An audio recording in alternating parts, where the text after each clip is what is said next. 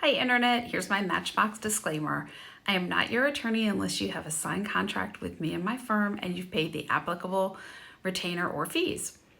Today, let's talk a little bit about buyer's remorse. So one of the hardest parts of my job is when a client comes to me and they've already entered into a contract or an agreement, and the contract or agreement that they've entered into are just really bad. And they're bad for that particular client, but they're not illegal or they're not void. So that means that I don't think that there's a way to get this agreement to be put aside or to get this client back to zero. And it happens all of the time. It happens with prenuptial agreements, it happens in divorce, it happens with some of my business clients. I'll just have somebody who is so nice. They call me and they say, I signed this agreement and now I understand it's not a good agreement and I want you to get me out of it. And it's always really hard to have to say to somebody, you know what, you were schnookered, you got conned, you got the short end of the stick, you made a deal with the devil by signing that particular agreement.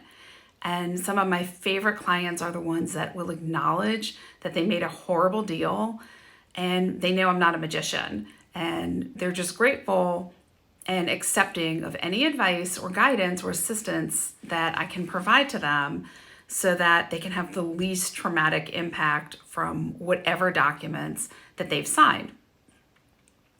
My least favorite clients are the ones that take zero responsibility and they expect me to just come in and fix all of their problems as though I'm Gandalf the Great. And, you know, Gandalf doesn't really interfere with the space-time continuum.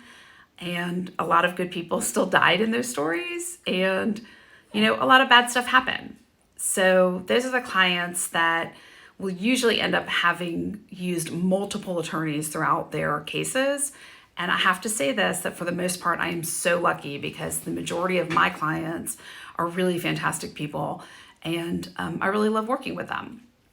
I got a little off track and especially since I recognize that all of the people that call my office are probably having a really rough time and I'm not seeing them on their best side. So getting back on track, I just think the most important takeaway for anybody who's watching this video is to make sure that you understand everything that you are reading and everything that you sign. Make sure that you ask all of your questions. And if someone's putting pressure on you and forcing you to do something quickly, don't give in. Thanks.